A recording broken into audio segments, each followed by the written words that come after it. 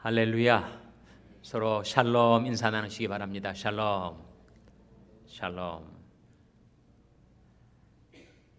우리 지난주 숙제 기억하시죠? 암송 구절 뭐였습니까? 요한복음 14장 21절 말씀 같이 한번 낭송하겠습니다. 시작. 요한복음 14장 21절 말씀.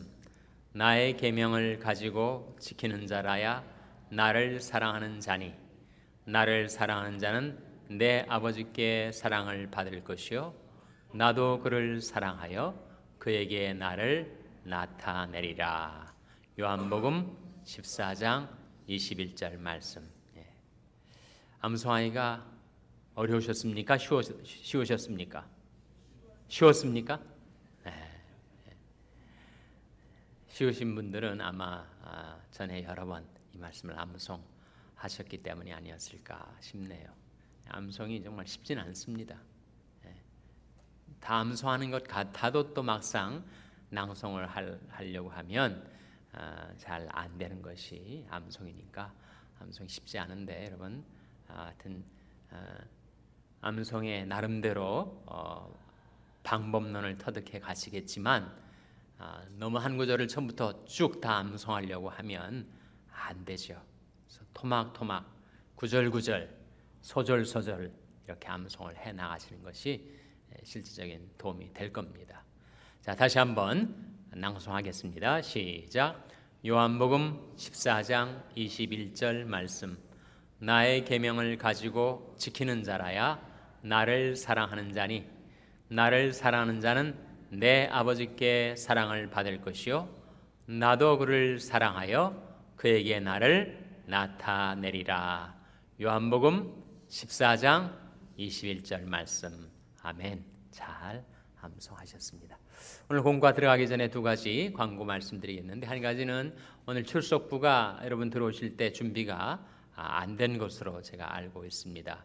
아마 카피해서 준비를 하는 일이 좀 늦어진 모양인데, 오늘은 나가시면서 성경 공부나 또는 찬양 기도회 끝나고 나가시면서 출석표를 좀 해주시기 바랍니다. 혹시 지난주에 자기 성경책인 줄 알고 성경책을 가져갔는데 보니까 내 성경책이 아니더라, 그런 분 계시면 이 앞에 갖다 놓기가 좀 어려우시면 하여튼 우리 출석 체크하는 테이블에다가 분실물 좀 되돌려 주시면 그것을 아주 애타게 찾는 분이 한 분 계십니다. 제가 누구라고는 말씀을 안 드리겠는데 잃어버린 분은 또 간절하게 찾는 거 아니겠어요? 그래서 혹시 실수로 성경책을 픽업하신 분 계시면 오늘 그 출석 점검 테이블에다가 갖다 놔주시면 그것을 찾는 분에게는 큰 기쁨이 되겠습니다. 자, 오늘 2과 보도록 하겠습니다. 2과의 제목이 뭐였죠? 제목이 뭐였습니까? 봉사의 의무, 그런 제목입니다. 19페이지죠. 19페이지 보시면 두 번째 줄에 이런 말이 나옵니다. 무엇이든지 주님께 영광이 될 수 있는 일이라면 기쁨으로 봉사할 준비를 하고 있어야 한다. 가끔 보면 성경 말씀도 많이 알고 다른 사람들은 잘 가르치는데 봉사하는 자리에서는 대단히 느리고 소극적인 자들을 교회 안에서 보게 된다. 어느 직장에서 그랬다는 거예요. 이 사람이 신입사원인데 뭐 이렇게 동작이 굼뜬 신입사원이 있었다는 거예요. 그래서 하는 일마다 다 느리고 답답해서 그 상사가 자네는 뭐 좀 빨리 하는 것이 없나 그렇게 물었더니 저는 빨리 피곤해집니다, 그렇게 얘기를 했다는 거예요. 정말 다른 것들은 다 잘하는데 이 섬김에 있어서 대단히 동작이 느린 사람들이 있다, 그렇게 얘기를 하고 있죠. 봉사하는 자리에서는 대단히 느리고 소극적인 자들을 교회 안에서 보게 된다. 말씀의 은혜가 무엇으로 이어져야 한다는 겁니까? 봉사의 생활로. 말씀의 은혜가 봉사의 생활로 이어져야 한다. 만일 그렇지 않으면 그것은 남에게 무거운 짐을 지우고 자기는 손가락 하나 까딱하지 않는 율법주의자들이나 다름없는 위선자라고 해야 할 것이다. 제자 훈련을 받는 이유가 어디에 있는가? 어디에 있다고요? 예수님처럼 섬기라고 하는 데 있다. 제자 훈련이 맹점이 될 수 있습니다. 굉장히 지식은 많은데 전혀 몸은 움직이지 않는 가분수, 머리는 큰데 몸은 작은, 지식은 많은데 그것이 실제 봉사로 연결이 되지 않을 수가 있어요. 그래서 제자 훈련이 지식주의로 흐르면 안 되죠. 제자 훈련이 마치 교인들을 등급화시키는 것, 클래스를 만드는 것, 만약 그런 식으로 되면 제자 훈련은 방향을 잘못 잡은 거죠. 나는 이 과정을 다 이수했는데 당신은 지금 한심하기 짝이 없지 않습니까? 이렇게 생각을 하면 그거는 정말 오히려 유익이 아니라 독이 될 수가 있는 거죠. 그래서 제자 훈련이 자칫 지식주의로 흐르지 않도록 우리 한 말씀을 깨달아도 그 말씀을 실천할 수 있는, 실행에 옮길 수 있는 그런 마음을 갖게 한다면 정말 이것은 바른 제자 훈련이라고 할 수가 있을 겁니다. 그래서 한국에 제자 훈련으로 유명한 교회들이 있는데 오히려 훨씬 제자 훈련을 덜 강조하는 그런 교회들이 더 봉사의 열매가 더 많이 맺히는 경우를 제가 보았습니다. 저 개인적인 관측만이 아니고 그렇게 얘기를 하더라고요. 오히려 유난스럽게 제자 훈련을 강조하진 않지만 그 교회가 교인들이 정말 교회 내에서나 대사회적인 봉사에 있어서 너무 아름다운 열매들을 맺히는 그런 교회들이 있어서 그게 어느 것이 정말 제자 훈련을 잘하는 것인가, 그런 질문을 낳게 된다는 거죠. 그래서 제자 훈련이 자칫 성도를 등급화시켜서 나는 몇 주 코스를 이수했고 당신은 아직도 한참 레벨이 나보다 낮소, 이렇게 생각하게 만들다거나 지식은 많은데 그 지식이 우리 생활 속의 열매로 맺히지 못한다면 제자 훈련은 방향을 잃은 거라고 할 수가 있겠죠. 그래서 마지막 질문에 제자 훈련을 받는 이유가 어디에 있는가? 예수님처럼 섬기라고 하는데 있지 않는가? 한번 생각을 우리가 해볼 필요가 있습니다. 우리 그리스도인들의 삶은 잘 들립니까? 네, 그리스도인의 삶은 이렇게 말할 수 있습니다. 예수님의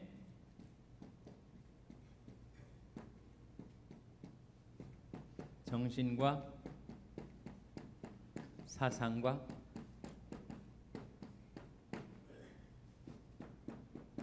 생활을 본받는 것이다.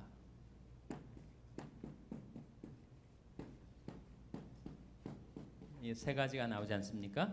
예수님의 정신과 사상과 생활.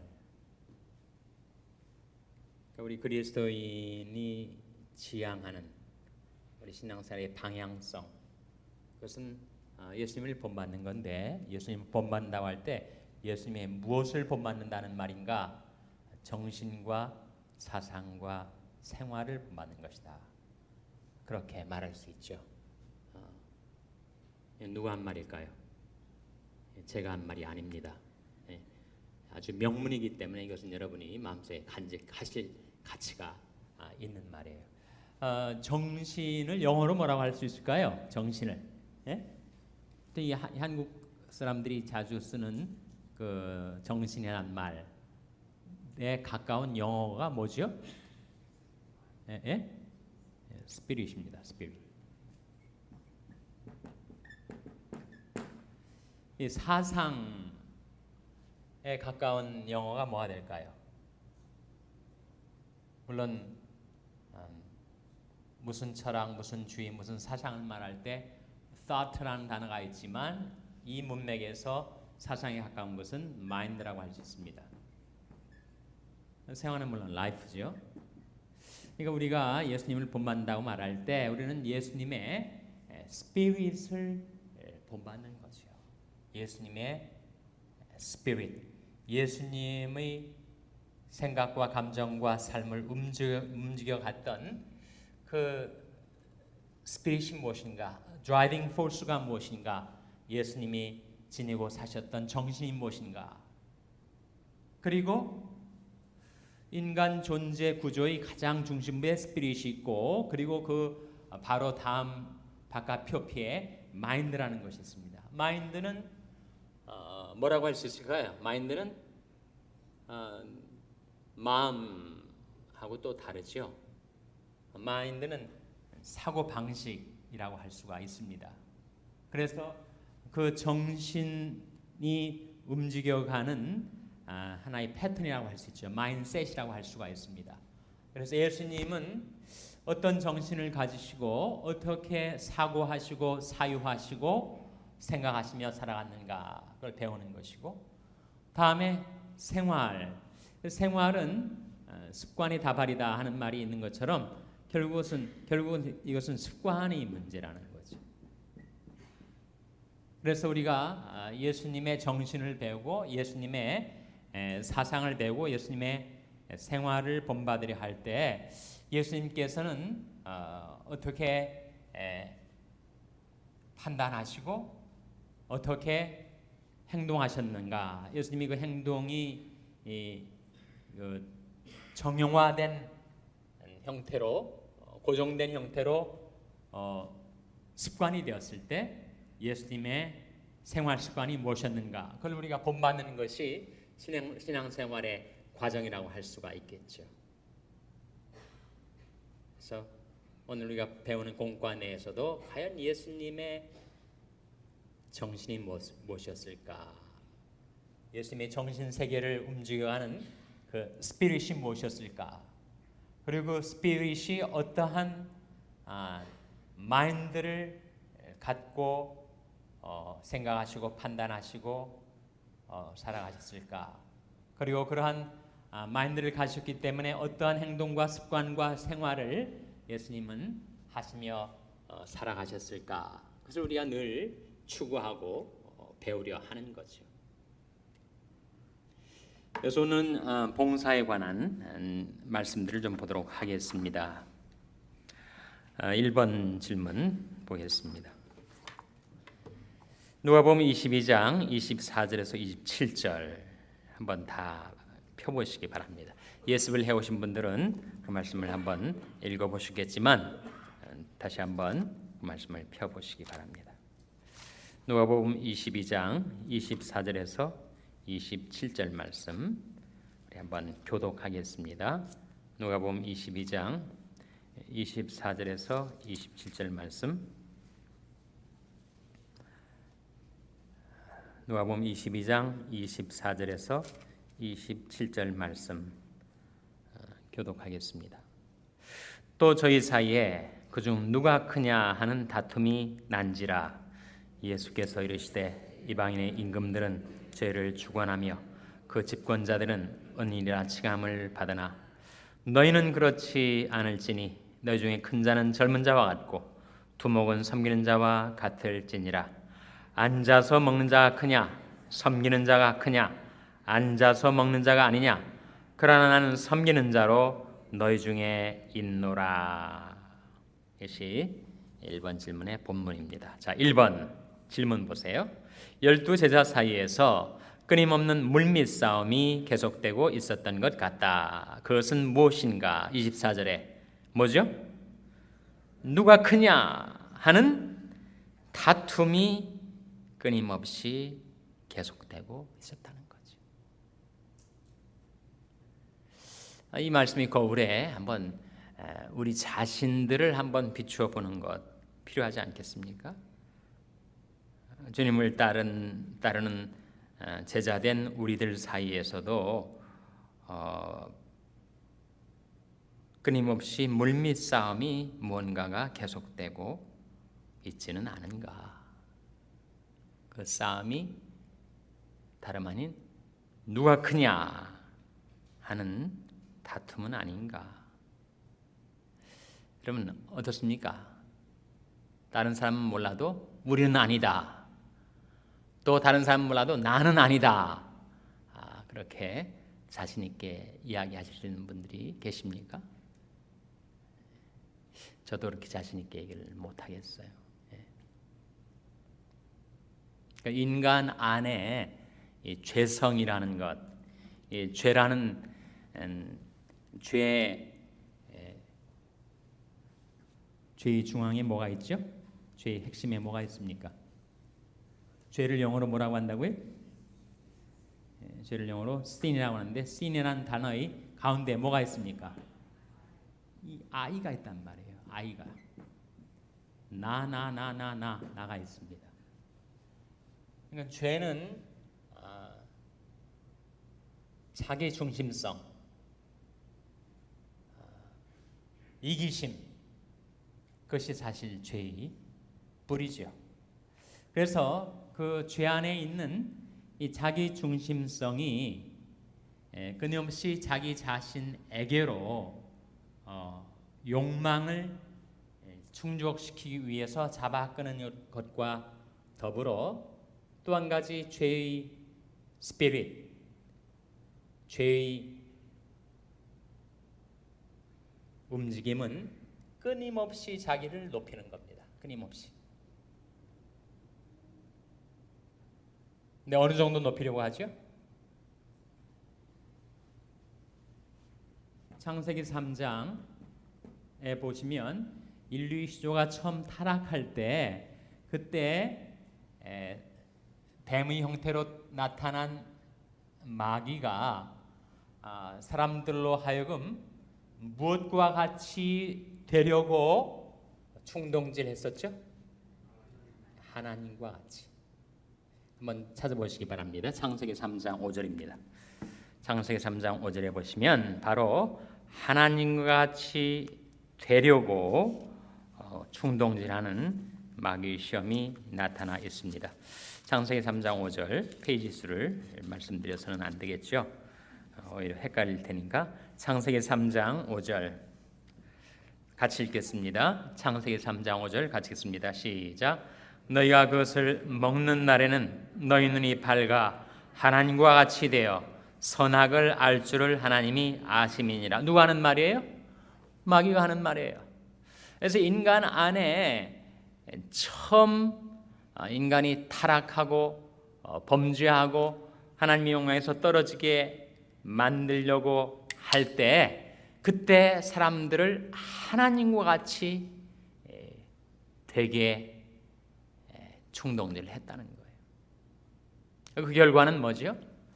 하나님과 같이 높아지려고 한 결과는 그것은 낮아진 것이었습니다. 그래서 디모데전서 3장에 보면 장로의 자격 요건을 언급하면서 새로 입교한 자도 말지니 이는 마귀를 정죄하는 그 정죄에 빠질까 함이라 그런 말씀이 나오는데 마귀를 정죄하는 그 정죄가 뭐예요? 마귀가 왜 정죄를 당했습니까? 마귀가 하나님과 같이 되려고 하다가 타락한 천사가 되었죠. 그래서 이사야 14장하고 에스겔서 28장에 보면 사탄이 인류 역사의 시원 그 이전에 있었던 사건인데 사탄이 내가 하나님과 함께 비교보겠다. 하나님이 앉아 계신 그 보좌에 내가 한번 앉아보겠다. 하나님의 보좌를 찬탈하려다가 마귀가 지옥의 맨 구덩이 아래로 떨어지게 된 것입니다. 그래서 마귀 자신, 마귀라는 존재 자체가 말할 수 없이 교만한 존재예요. 근데 그 마귀의 감화 감동을 받은 인간들 역시 끊임없이 자기 자신을 높이려는 그런 충동에 사로잡히고 휘둘리게 돼 있습니다. 그래서 마귀가 그랬던 것처럼 인류의 시조도 결국은 하나님과 같이 되려는 교만 때문에 타락을 한 이래로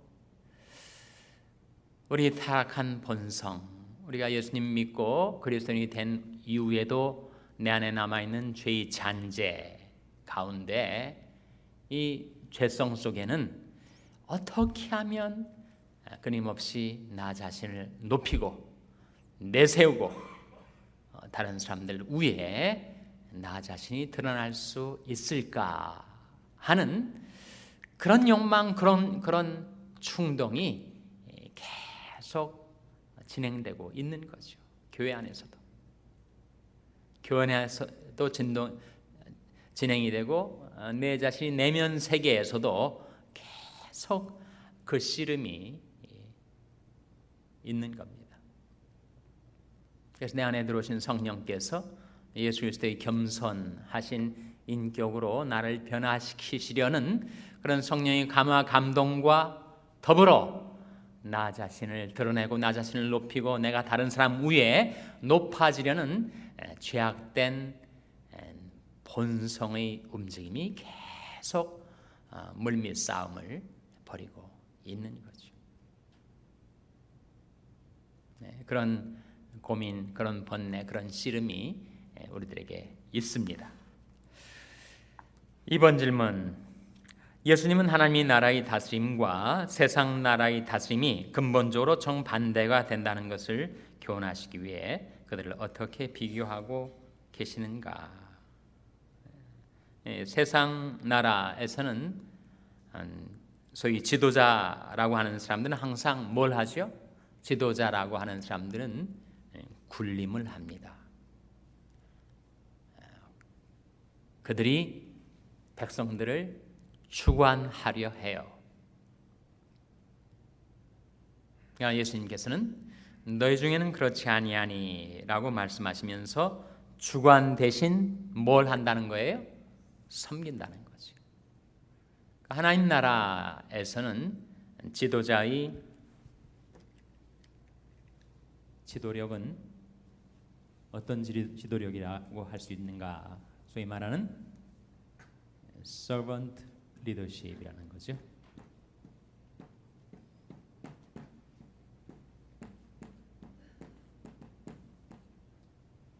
섬김의 지도력.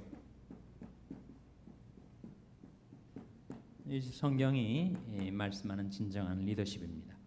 그래서 이거 진리이기 때문에 오늘날에는 일반 기업체에서도 정계에서도 정말 의식 있는 사람들은 최고의 리더십은 바로 서번트 리더십이다 라고 하는 것을 그들이 경험적으로 터득을 해서 그렇게 지도력을 갖추기 위해서 정말 분투를 하는 것 같습니다.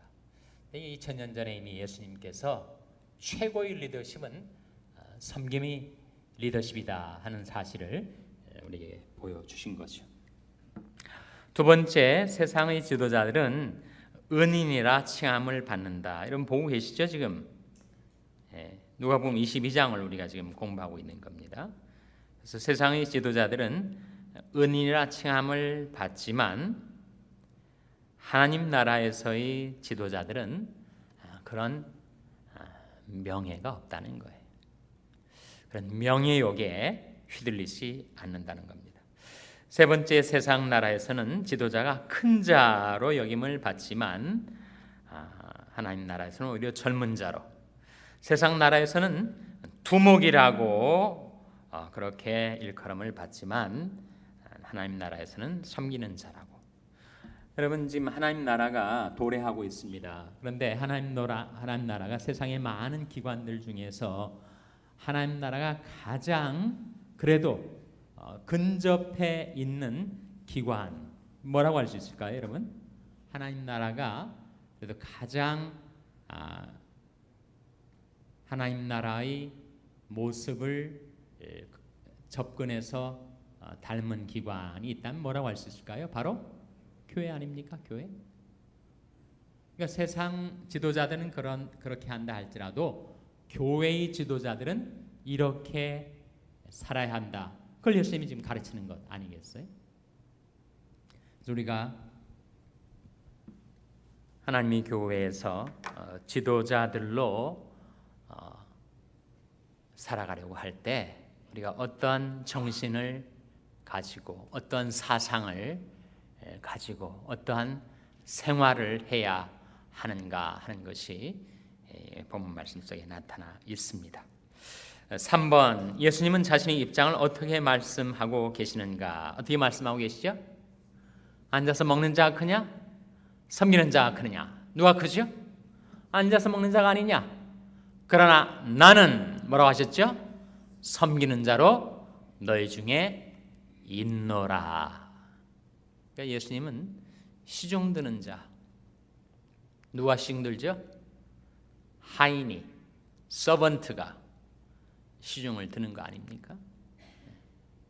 그래서 나는 너희들 중에 하인으로 와 있다, 종으로 와 있다, 시중 드는 자로 너희들을 섬기고 있다. 그렇게 말씀을 실제로 하신 거예요. 지금. 그래서 예수님이 이 세상에 계실 때 정말 예수님은 백성들을 섬기셨습니다. 그들이 눈물을 닦아주고 병을 고쳐주고 말씀을 먹이시고 그들의 발을 씻어주시고, 정말 예수님은 시중 드는 자로 살아가셨어요. 대접받고 인정받고 영광 얻고 떠받듦 당하지 않으시고, 정말 예수님은 앉아서 먹는 자가 아닌 섬기는 자로 우리들 가운데서 살아가셨는데, 그것이 예수님께서 이 지상에 사실 동안 우리들에게 한번 롤 모델을 보여주기 위해서, 좋은 이그샘플을 보여주기 위해서 주님께서 일시적으로 그렇게 꾸며 행동하셨는가?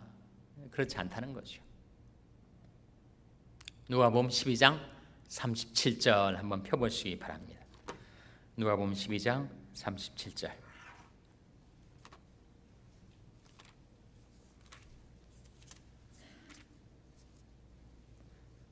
신약성경 115면 누가복음 12장 37절 말씀.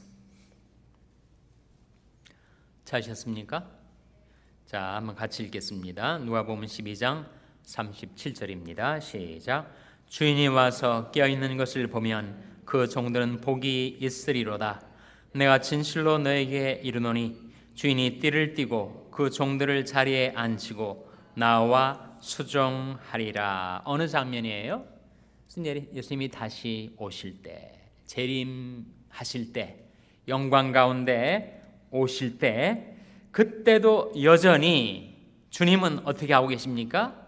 띠를 띠고 그 종들을 자리에 앉히고, 주님은 시중 드는 자처럼 서서 왔다 갔다 하시면서 그 자리에 앉은 자들을 수종을 든다. 그러니까 이 지상에 살아계실 때만 일시적으로 그런 제스처를 취하신 것이 아니라 이것은 주님의 영원한 품성이라는 거죠. 속성이라는 겁니다. 주님의 스피릿이요, 주님의 마인드요, 주님의 액션, 헤빗, 라이프라는 겁니다.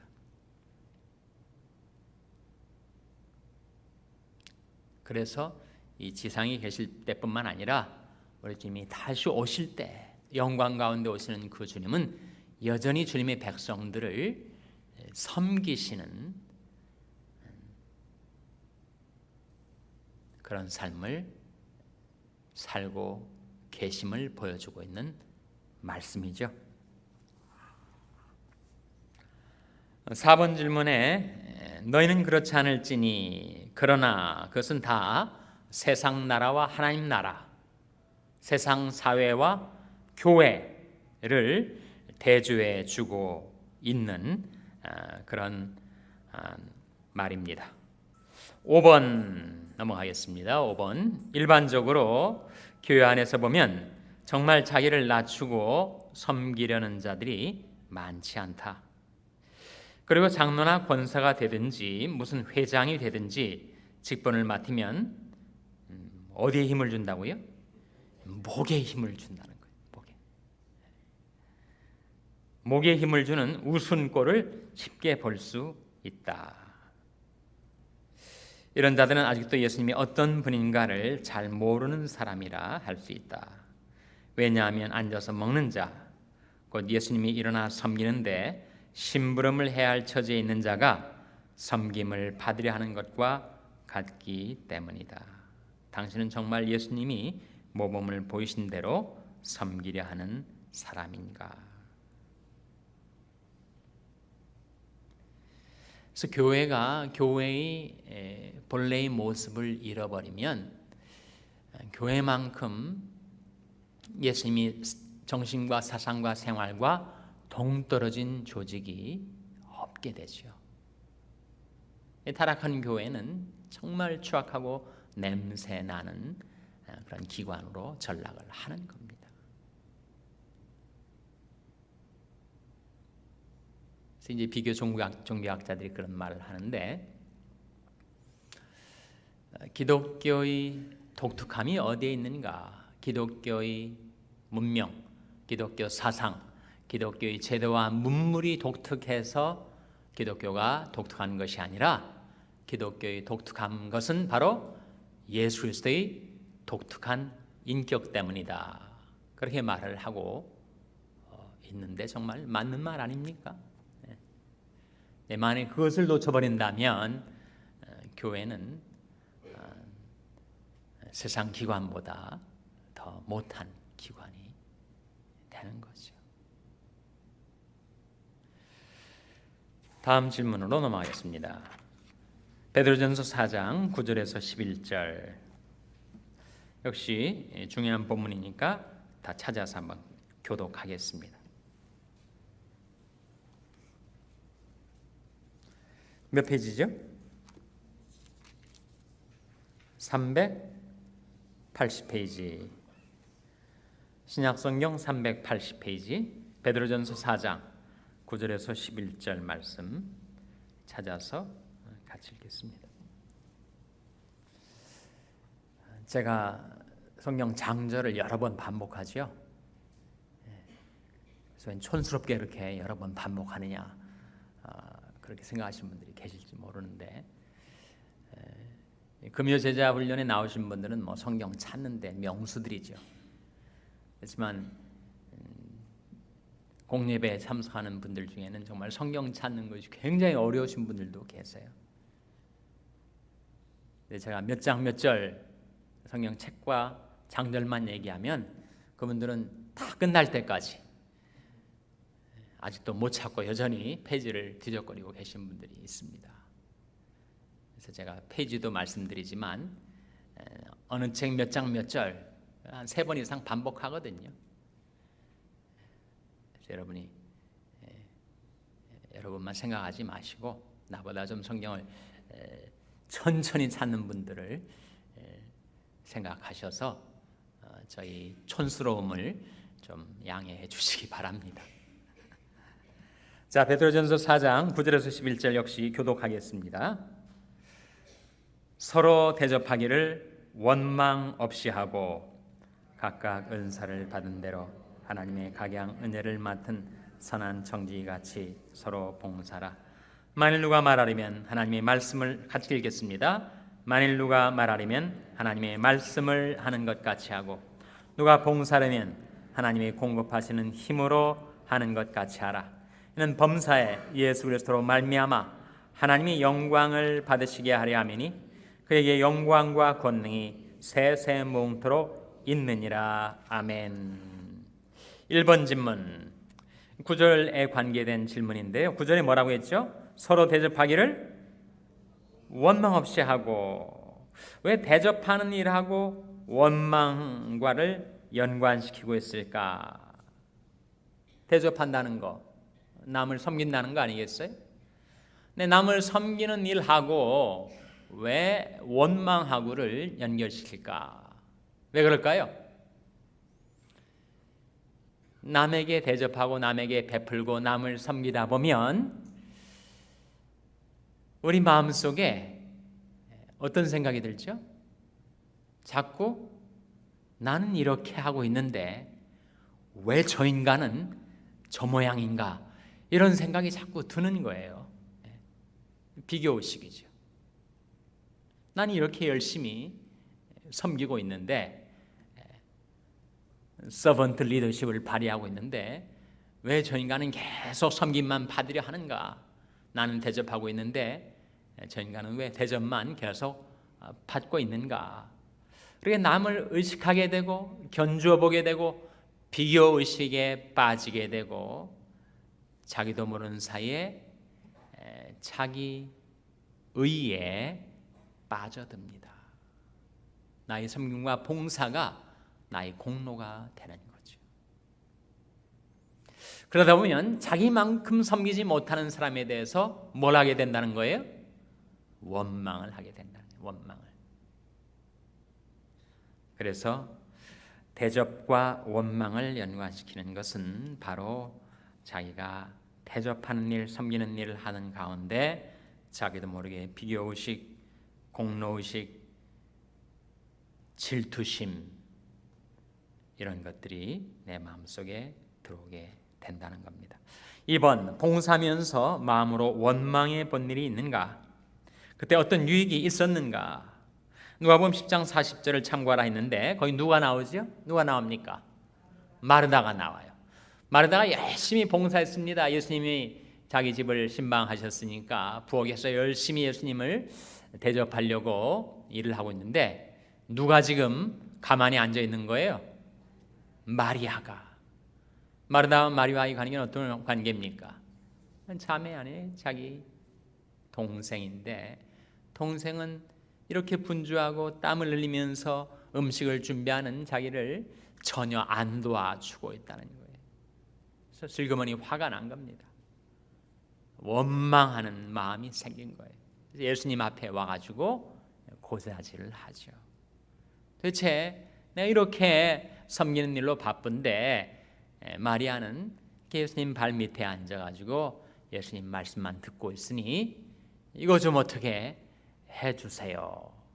마르다의 마음속에도 원망하는 마음, 불평하는 마음이 들어왔습니다. 3번, 봉사를 잘하려면 성령이 우리 각자에게 주신 은사대로 섬겨야 한다. 은사는 성령께서 남을 섬기라고 주신 것이므로 은사를 가진 자는 선한 청지기같이 봉사할 의무가 있다.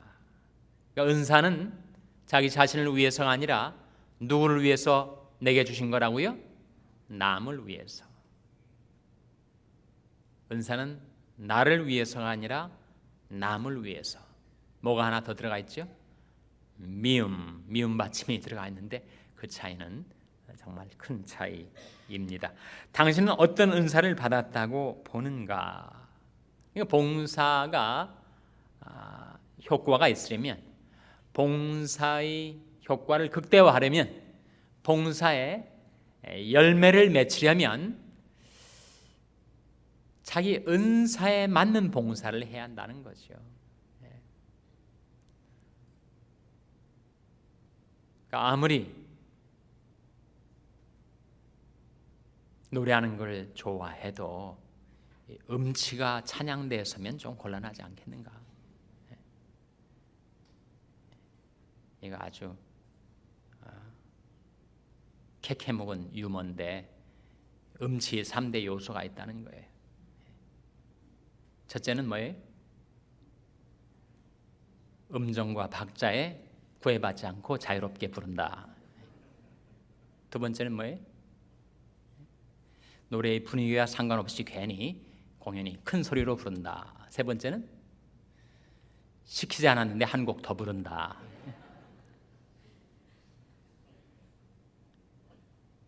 자기 은사에 맞는 그런 봉사를 해야 자기도 기쁘고 남에게도 도움을 준다는 거죠.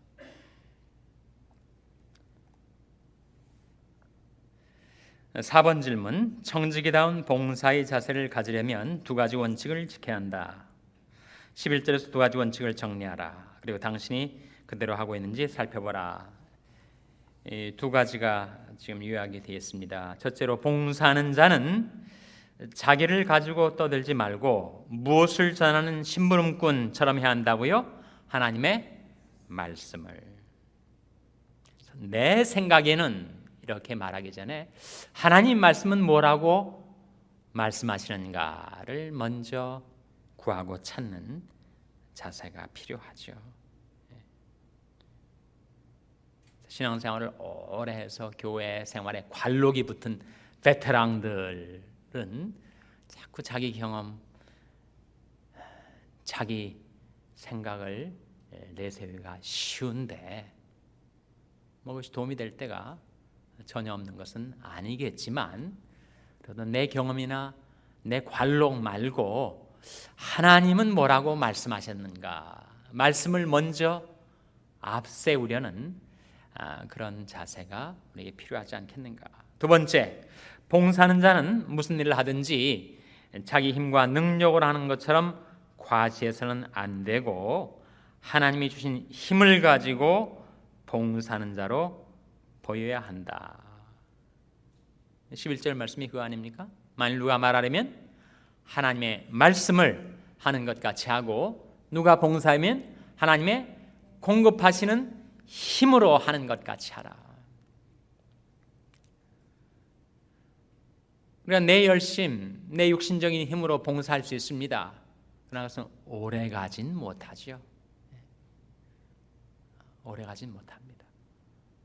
내 열심과 내 육신적인 힘으로 봉사하다 보면 자꾸 나만큼 못 섬기는 다른 사람들을 향하여 불평하고 원망하는 마음이 생기게 돼요. 그래서 별로 오래 못 갑니다. 오래 간다 한들 그건 자기의 자기 공로가 되니 그 봉사 때문에 오히려 자기도 망하고 남에게도 상처를 주기가 쉽죠. 그래서 만일 누가 봉사하려면 하나님이 공급하시는 힘으로 하는 것 같이 하라. 바울이 내가 모든 사도들보다 더 많이 수고하였으나 내가 아니라 뭐라고 했습니까? 나와 함께 하신 하나님의 은혜로라. 다 하나님의 은혜로 된 거지. 하나님이 도와주셔서 된 거고 하나님이 힘을 공급해 주셔서 된 거지, 내가 한 것이 아니지 않는가. 그 실상을 우리가 직시할 수 있다면 우리는 하나님이 이루신 역사를 자기 공로와 자기 의로 자기 크레딧을 삼지는 않을 수 있지 않겠는가. 5번, 교회에서 봉사를 많이 하고도 덕을 끼치지 못해 하나님의 영광을 가릴 때가 적지 않다. 정말 봉사를 많이 하고도 덕이 안 되는 경우가 있습니다. 그 사람이 열심히 대단하고 정말 많은 봉사를 했는데도 불구하고 그 봉사를 통해서 그 사람 당신 자신이 별로 유익을 얻지 못하게 되고 또 다른 사람들이 오히려 상처를 받게 된다면 어찌 하나님께 영광이 될 수가 있겠는가. 우리 봉사는 반드시 하나님께 영광이 되어야 된다. 우리가 청지기처럼 봉사하지 않고 주인처럼 행세하면 하나님께 영광을 돌릴 수 없다. 당신은 과거에 자기 영광을 은근히 바라고 열심히 봉사하다가 교회에 덕을 끼치지 못한 일은 없는가? 있으면 솔직히 이야기해보라. 한 분 한 분씩 앞으로 나와가지고 이야기를 하셔야 될 텐데 시간이 없는 관계로 그것은 못하고, 하여튼 뭐 자문자답 해봐야 되지 어떡하겠습니까? 자기 성찰해야죠. 나는 정말 열심히 일은 했는데 은근히 내 영광을 위해서 한 것이어서 우리 하나님의 영광을 가린 적이 없었나. 자기가 자기 자신을 돌아봐야 하겠죠.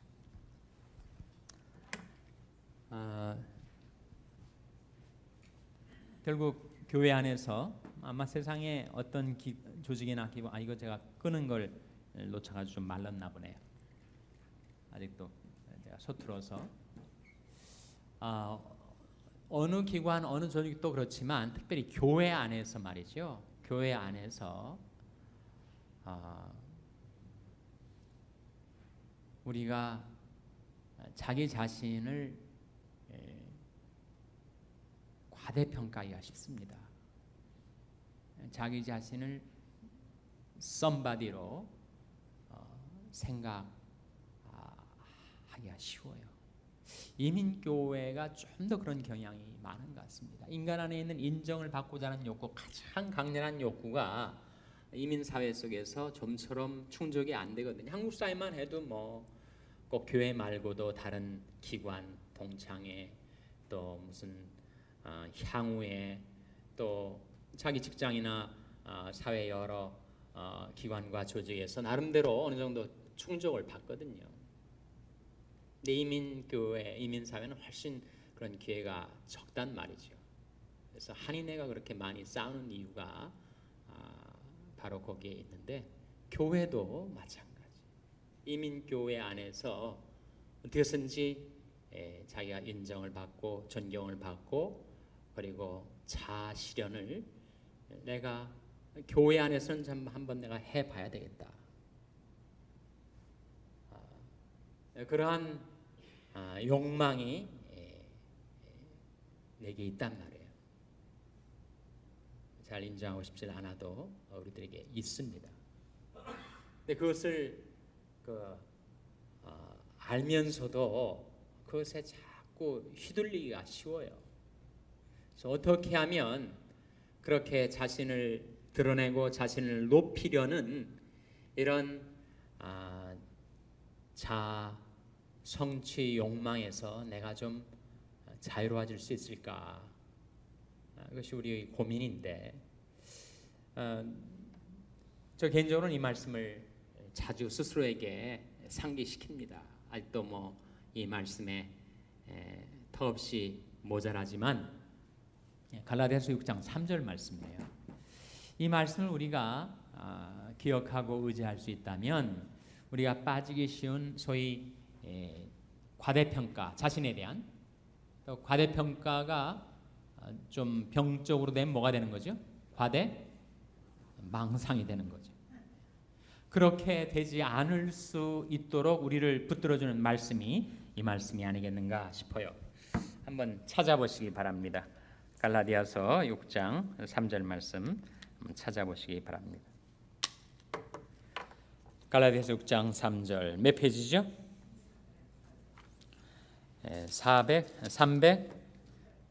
308페이지. 신약성경 308페이지 갈라디아서 6장 3절 찾으셨습니까? 한번 같이 읽겠습니다. 시작. 만일 누가 아무것도 되지 못하고 된 줄로 생각하면 스스로 속임이니라. 만일 누가 아무것도 되지 못하면서도 된 줄로 생각하는 것은 자기를 속이는 거다. 이 말씀에 이의를 제기할 분들이 혹시 계실지 몰라요. 저는 좀 다른데요. 저는 아무리 제가 아무것도 아니라고 말씀하셔도 저는 아무리 생각해도 저는 좀 somebody인 것 같습니다. something인 것 같습니다. 저는 뭔가 조금은 된 것 같습니다. 라고 생각하실 분이 계실지 몰라요. 만일 여러분이 실제로 그런 것이 있다면 그건 역시 뭐로 된 거라는 겁니까? 그건 역시 은혜로 된 거다. 하나님께 감사할 일이지 자기가 자랑할 일은 아니지 않는가. 그래서 우리는 하나님 앞에 정말 벌거벗은 그런 그야말로 적신으로 왔다가 적신으로 돌아갈 빈털터리였는데 하나님께서 많은 은혜와 영화를 우리에게 입혀 주셨죠.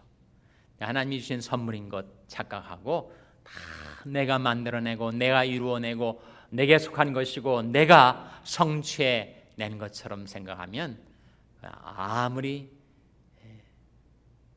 자기 마음을 낮추려 해도 그렇게 될 수가 없습니다.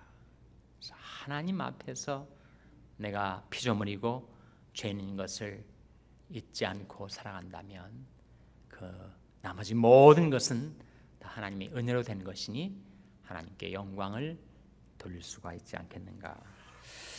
한 페이지 넘어가겠습니다. 요한 3서를 보면 한 교회에서 같은 장로의 직분을 가지고 봉사를 했지만 한쪽은 하나님의 칭찬을 다른 한쪽은 무서운 책망을 받은 두 사람의 이야기가 나온다.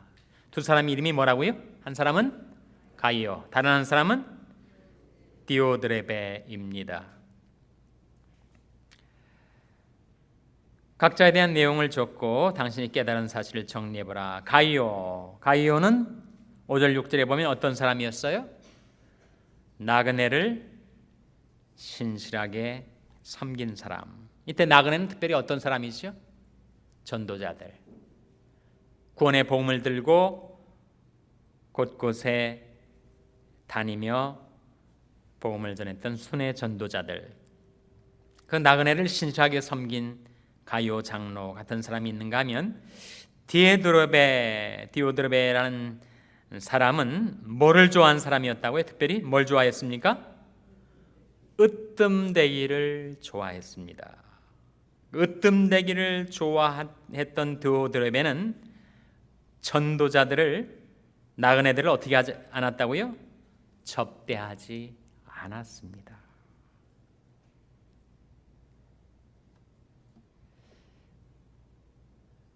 내가 디오드레베의 경향이 없는가?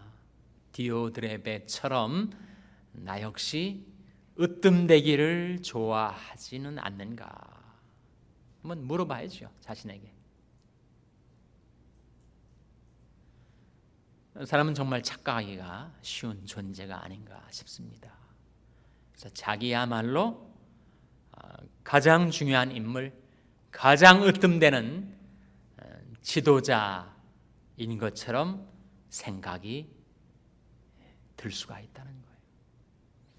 그것은 매우 위험스러운 생각의 지경 속에 접근하고 있는 것입니다.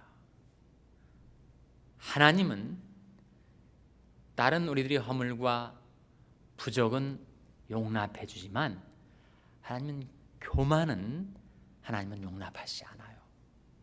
왜 특별히 교만에 대해서 하나님은 그렇게 주도 면밀하게 내가 교만하지 않도록 그렇게 간섭을 하시는가? 사람이 교만해지면 하나님을 반역하거든요. 그러니까 하나님을 반역하는 교만죄는 정말 그것은 가망이 없게 만드니까. 우리에게 내가 아무리 부족하고 허물진 인간이라 할지라도 하나님께서는 다 나를 용납해 주지만 내가 교만죄에 사로잡혀 있으면 하나님은 나를 그냥 두지 않습니다. 반드시 작업을 하세요. 하나님께서 치밀하게 작전을 짜십니다. 그리고 여지없이 나를 꼭 낮추십니다. 그것이 공적으로 공개적인 자리에서 그리하실 때도 있고 아무도 모르죠. 자기 배우자도 모르고 자식들도 모르고 나만 아는 내 내면 세계에 있어서의 하나님의 낮추심이 나를 강타할 때가 있습니다. 하나님은 우리를 사랑하시기 때문에 내가 디오드레베처럼 으뜸되기를 좋아하고 내 마음이 자고해지고 교만해지는 것을 결코 간과하지 않으세요.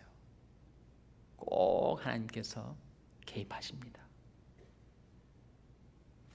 그래서 특별히 교회에서 장로님들은 굉장히 어려운 자리에 계신 거예요. 교인들로부터 다 인정을 받고 존경을 받고 교인들이 이목이 항상 거기로 향하고 사람들이 주시하기 때문에 사람들에게 마치 떠받들려져 있는 그런 모습, 그런 자리에 있기 때문에 장로님들은 참 우리가 장로님이 되시면 임직을 하게 될 때 축하를 하지만 정말 축하를 해도 될 만한 일일까처럼 사실은 큰 짐을 지게 되시는 겁니다. 왜 그러냐면 집사일 때나 평신도일 때보다 하나님께서 엄격하게 다루시기 때문이죠. 하나님의 영광을 위해서 하나님께서는 훨씬 더 정확하고 치밀하고 때로는 가혹할이 많지 교회의 지도자들을 단련하십니다. 그래서 우리가 어떻게 하면 디오드레베와 같지 아니하고 가이오와 같이 될 수가 있는가? 어떻게 하면 인간 안에 그대로 놔두면 반드시 솟구쳐오르는 타락한 본성에 으뜸되기를 좋아하는 경향성에서 내가 벗어나서 예수님의 정신과 사상과 생활을 본받아 살 수 있을까? 그것이 큰 과제로 우리에게 다가와 있습니다. 4번 질문 오른쪽 페이지. 참된 봉사자에게 하나님이 약속하신 축복. 마태복음 23장 12절은 높아지리라. 10장 42절에는 상을 잃지 아니하리라. 누가복음 6장 38절은 줄 것이다. 후이되어 안겨줄 것이다. 베푼 것 도로 받게 될 것이다. 요한계시록 2장 17절은 생명의 면류관을 얻게 될 것이다. 그런 내용들이 나타나 있습니다. 다음 페이지에 5번 질문 그리고 그 다음 페이지에 브룩스 먹비의 주님을 좀 더 사랑한다면 좋은 내용이니까 여러분 각자가 읽어보시길 바라고요. 다음 주 암송구절, 다음 주 숙제입니다. 다음 주 숙제는 누가복음 22장 27절 말씀입니다. 기록하시고 다음 주 숙제 해오시기 바랍니다. 기도하시겠습니다. 아버지 하나님, 오늘 하나님의 말씀을 통하여 우리 주 예수 그리스도를 저희들에게 나타내 보여주신 것을 감사드립니다.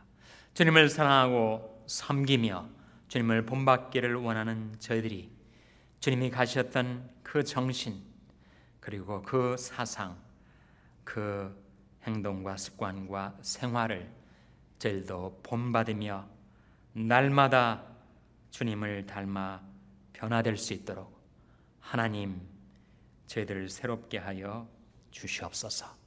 모든 것 감사드리며 예수님의 이름으로 기도하옵나이다. 아멘. 여기서 성경 공부 마치고요. 여러분 돌아가시는 분들은 꼭 출석부 좀 체크를 좀 해주시기 바라고요. 한 5분간 쉬었다가 우리 이 자리에 다시 모여서 찬양과 기도회 계속하겠습니다.